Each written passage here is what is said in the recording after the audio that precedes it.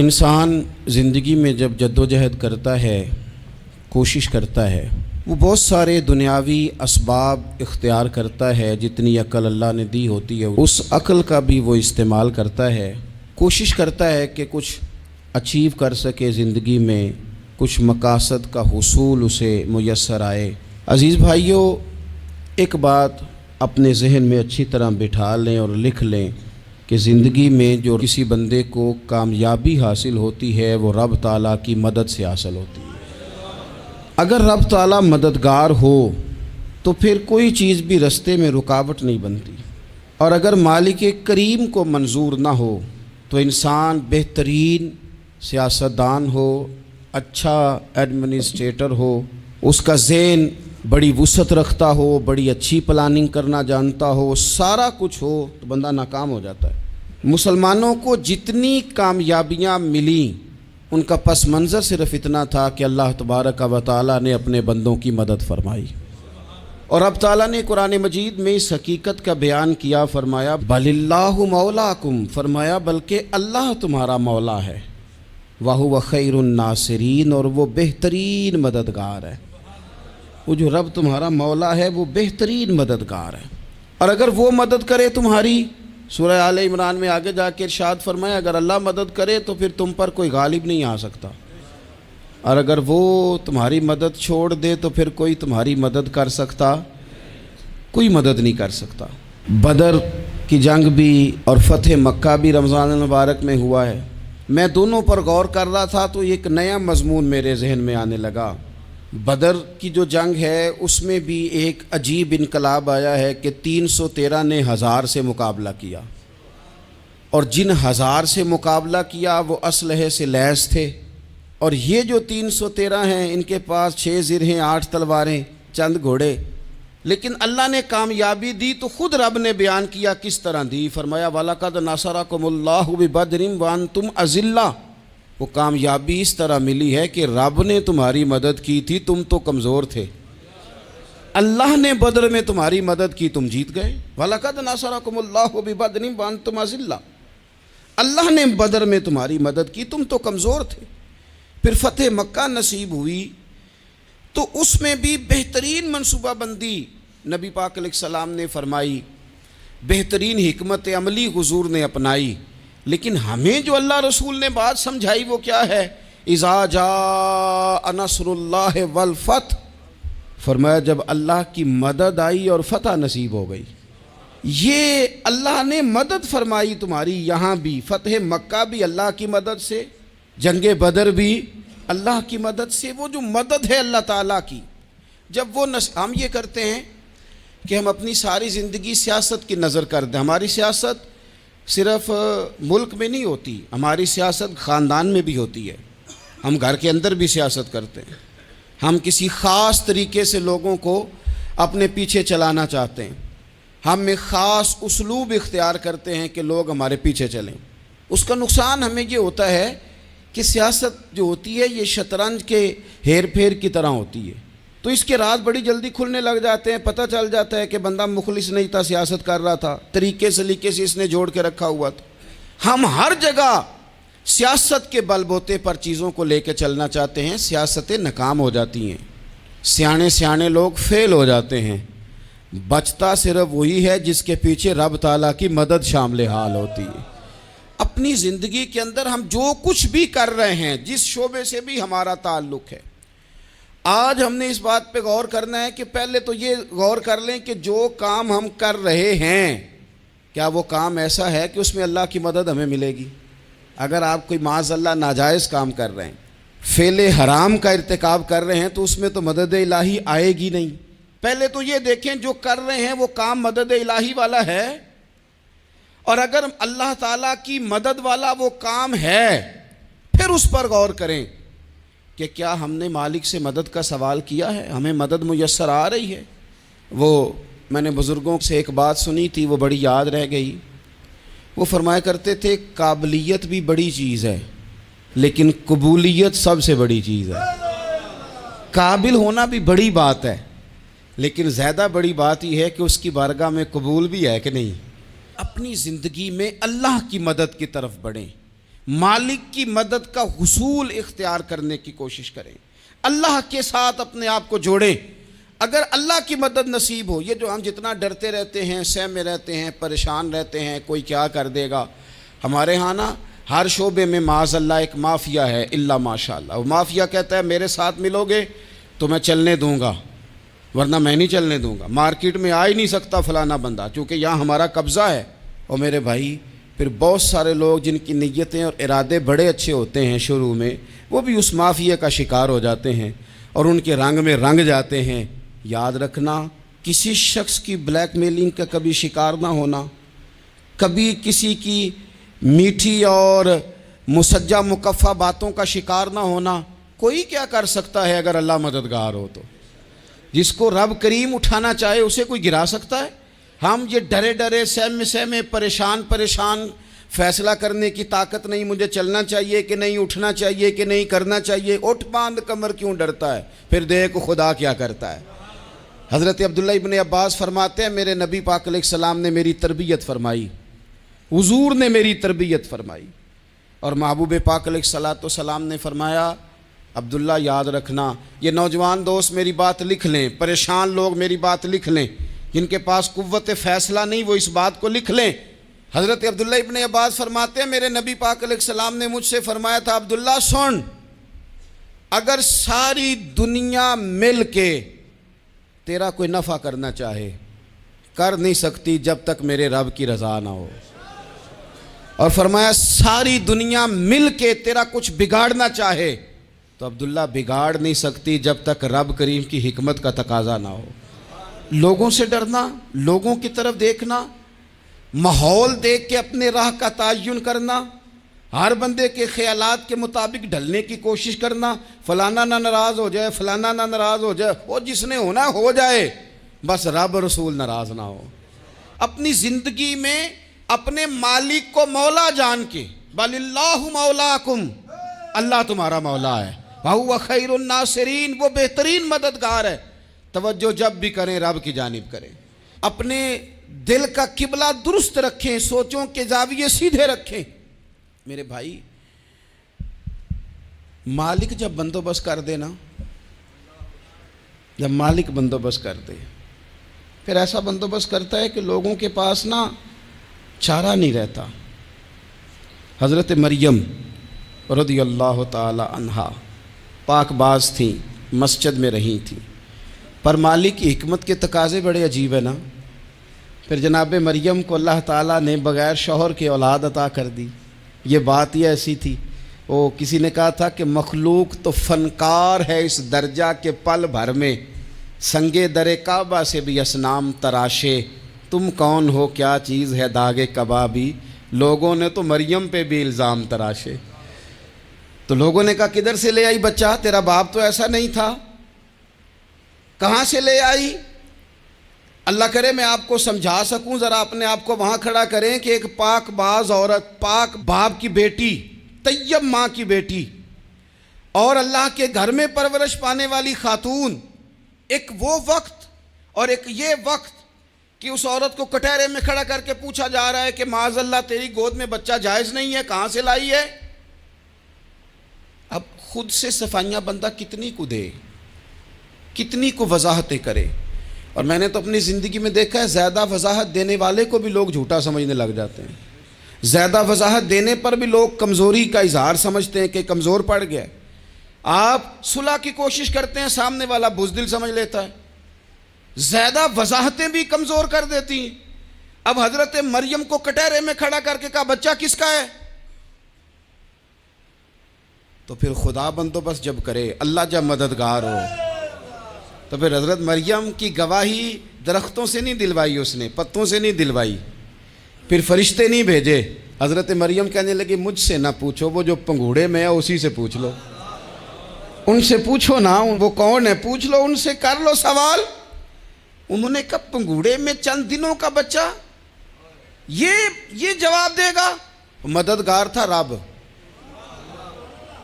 ان کی برات کا اعلان کرنا تھا مالک نے، اور جب مالک اعلان کر دے، جب مالک تیری صفائی دینا چاہے، جب مالک تجھے دنیا کے سامنے نکھارنا چاہے، تو पंगूड़े में लेटे हजरत ईसा बोल के कहने लगे इन्नी अब्दुल्ला आतानी अल किताबा, फरमाया मैं अल्लाह का बंदा हूँ, रब ने मुझे किताब अता करके नबी बना के दुनिया में भेजा है।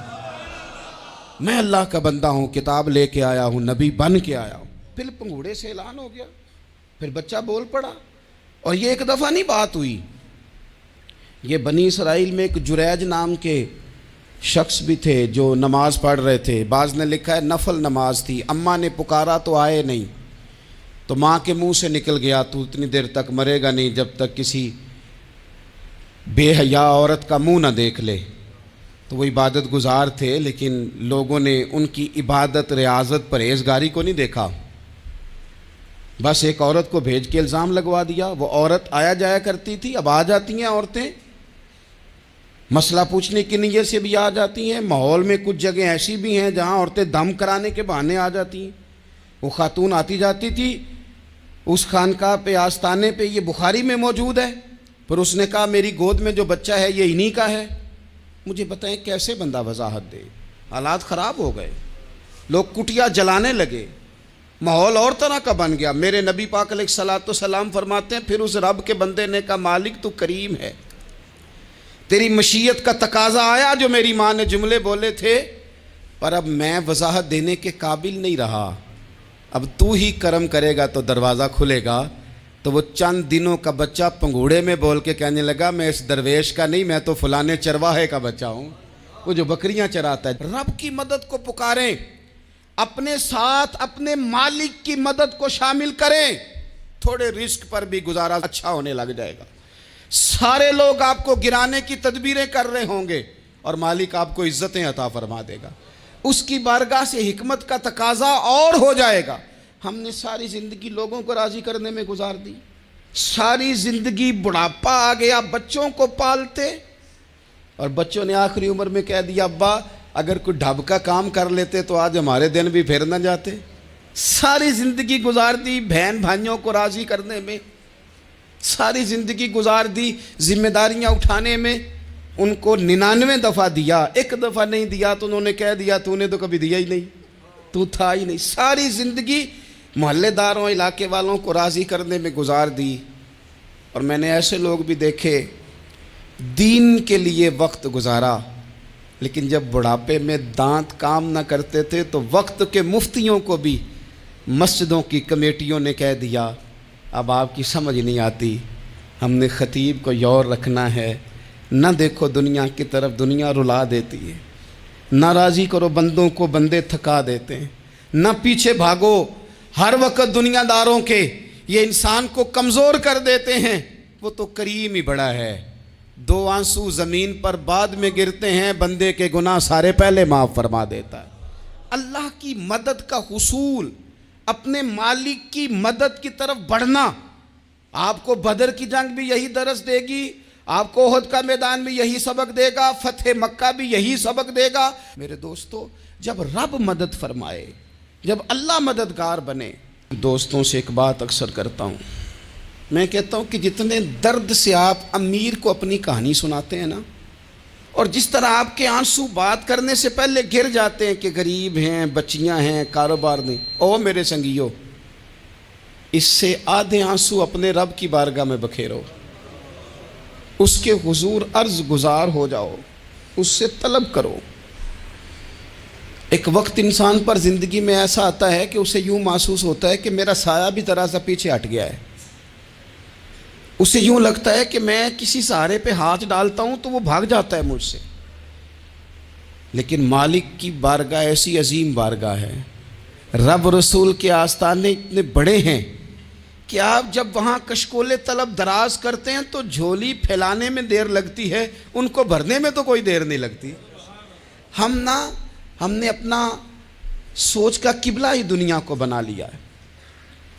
ये जो अल्लाह वालों की मदद है ये तो है नहीं, अल्लाह ही की मदद है, लेकिन ये जो सेठों की तरफ तवज्जो करना, नवाबों की तरफ तवज्जो करना, दुनियादारों की तरफ तवज्जो करना और अपना मिजाज इस तरह का बना लेना, यारो गर्दन को झुका देता है खैरात का पत्थर, जहाँ में मांगने वालों के सर कभी ऊंचे नहीं होते। اور اقبال کہتے ہیں غیرت ہے بڑی چیز جہان تگ و دو میں، پہناتی ہے یہ فقر کو تاج سردارا۔ میں عرض کروں گا کہ اپنی آپ جب توجہ کا قبلہ اللہ رسول کو بنائیں گے تو رب فرماتے ہیں وَيَرْزُقْهُ مِنْ حَيْثُ لَا يَحْتَسِبُ، میں نہ تجھے وہاں سے رزق دوں گا جہاں سے کبھی تیرا گمان بھی نہیں کیا ہوگا، یہاں سے بھی مل سکتا ہے، تو نے سوچا بھی نہیں ہوگا۔ بخاری شریف میں حدیث ہے، حضرت جابر ابن عبداللہ فرماتے ہیں نبی پاک صلی اللہ علیہ وسلم نے 300 لوگوں کا ایک لشکر روانہ کیا کسی مہم کے لیے، کسی جہاد کے لیے۔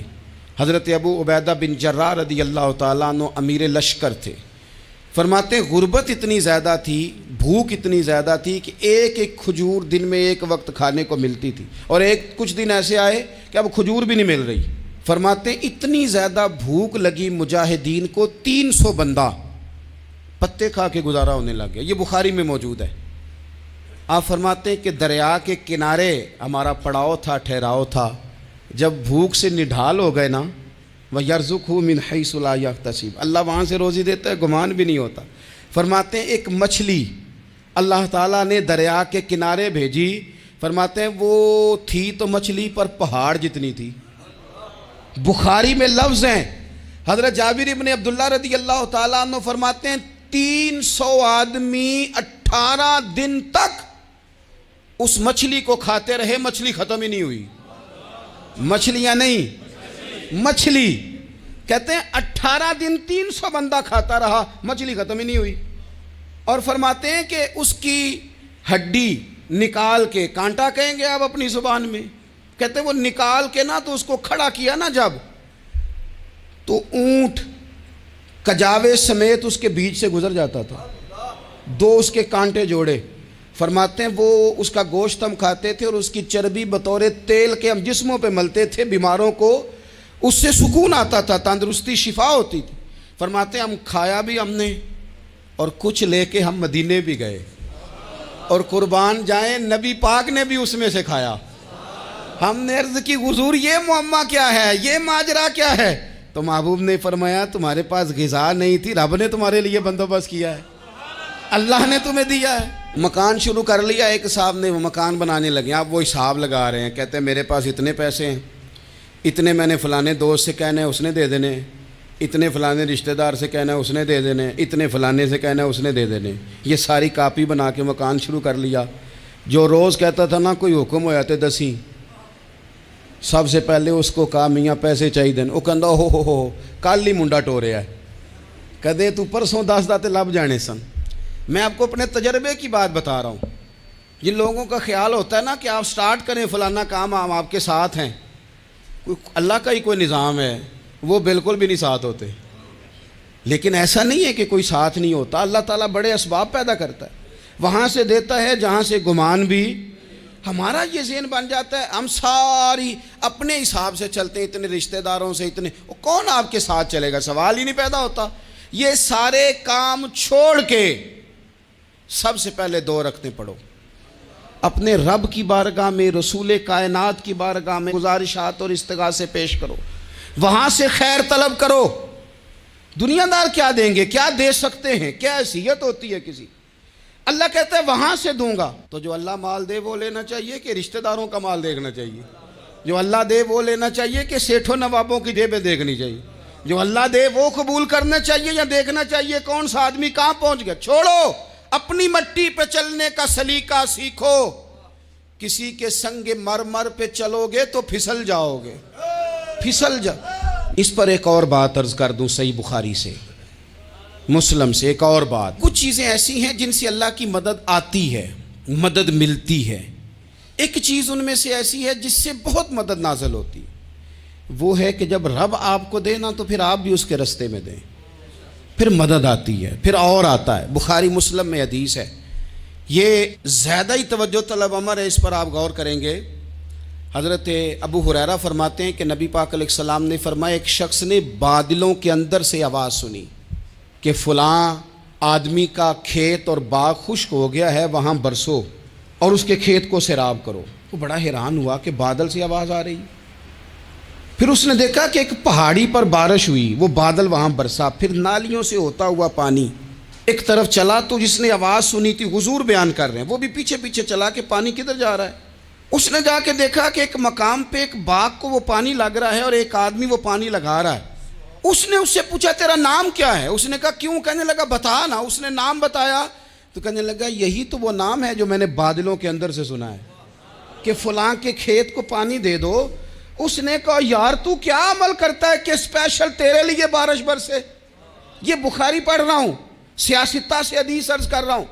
اس سے پوچھا تو کیا کام کرتا ہے کہ جناب اللہ تبارک و تعالیٰ کا حکم کرم آیا کہ خاص تیرے لیے پانی برسے اور تیرے کھیت کو سیراب کرے؟ تو اس نے کہا چھوٹا ذمہ دار ہوں، پر جب فصل اگتی ہے تو 3 حصے کرتا ہوں، ایک حصہ اپنے بال بچوں پہ بہن بھائیوں پہ خرچ کرتا ہوں، ایک حصہ پورا، اور ایک حصہ دوبارہ کاشتکاری پہ لگاتا ہوں، اور تیسرا حصہ خالص میں نے مسکینوں، یتیموں اور غریبوں کے لیے رکھا ہوا ہے۔